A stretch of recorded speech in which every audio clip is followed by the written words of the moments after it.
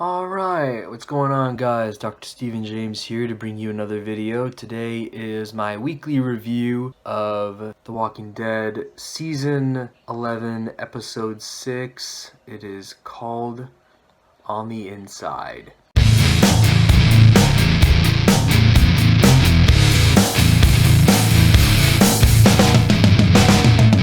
Okay guys, just a quick note.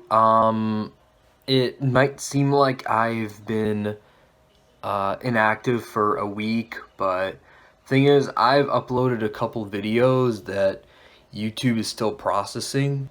Apparently, if a video is like, I don't know, over 30 minutes long, it's gonna take forever processing. And I don't want that to happen to this video, so let's get started. And of course, spoiler warning, if you have not seen the episode, I highly recommend you watch it. It is a really good one. So, in the beginning, we have Connie with the, I'm sorry, I'm not good with names. Connie with the guy that, she was, the guy that, saved Michonne and, is now with Connie. The communication's really weird because he hardly speaks sign language, and of course she can't hear what he's saying. So, I mean, the communication gets a little foggy between them at times, causes a lot of overlaps. Anyway, they are chased into this house by a horde, which is occupied by, I'm gonna call them ferals from here on out, just because, I mean, we don't know any of their names really or what their story is. We just know they are very rabid. They are clearly sick. Probably haven't eaten any normal food in who knows how long, which might at least add to the reason why they are acting like it. Honestly, the first introduction of them, I think it was a really good idea on the producer's part to make it so that you could only hear what Connie is hearing, which is nothing. I don't know, it just adds an extra level of fear to it when you can't hear what's coming to you, and I thought that was really cool of them to do it like that, to shoot it. And you know, honestly, the ferals kind of reminded me of these zombies from the game known as The Last of Us Part 2. They're called stalkers, and they're basically zombies where that you can't hear until it's too late usually. I mean, I have died in that game more times than I care to admit from those things. But if you want to, there is a playlist of every time I live stream that game, so I'll leave a link in the description. I actually legit thought they were actual zombies for a little while, but nope, they were just sick people. Also, while all this is happening, Kelly, Carol, Rosita, and Magna, I mean, when we're out looking for her, and I mean, yeah, they got out okay, and it led to a really touching and long-awaited reunion. Yeah, she got out by letting the horde that they were previously running from into the house, and it basically chased the ferals away. So that was a really cool scene.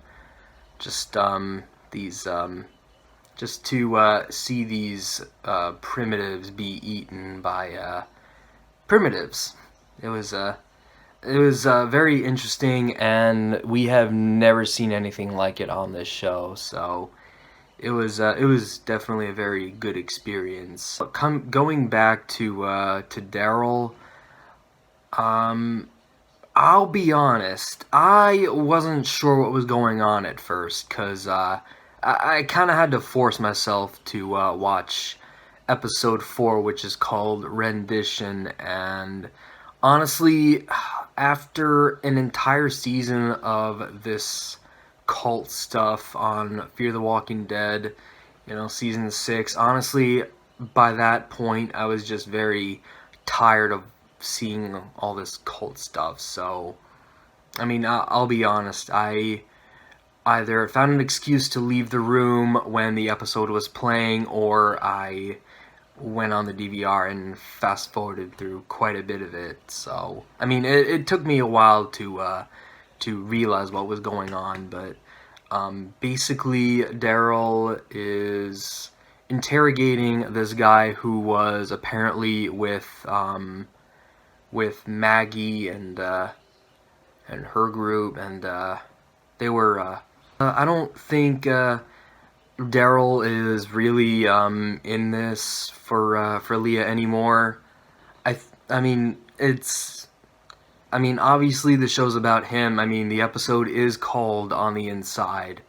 So, I mean, yeah, so he goes as far to interrogate the guy, which I'll admit was got pretty hard to watch at time. It was like almost Game of Thrones. I mean, it was almost Game of Thrones level of gruesome, but yeah. Anyway, they got the location, and this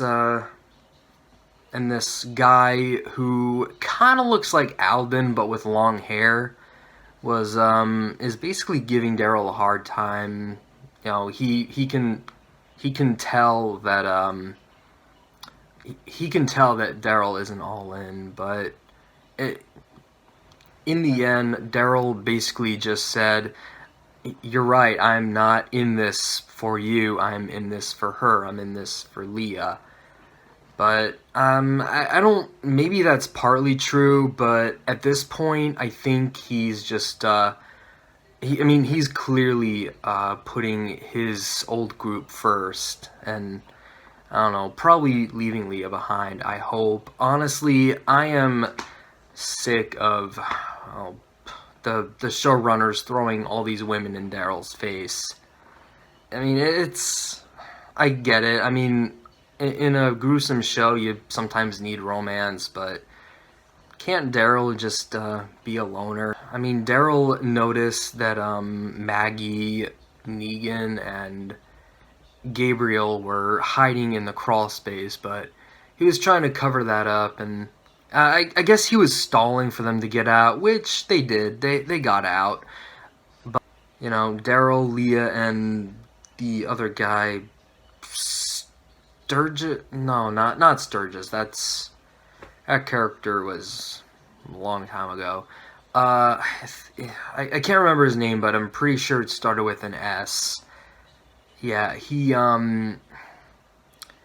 basically had enough of Daryl. He really didn't trust him, and but it doesn't really matter, because I mean, he was there to stay, at least for now.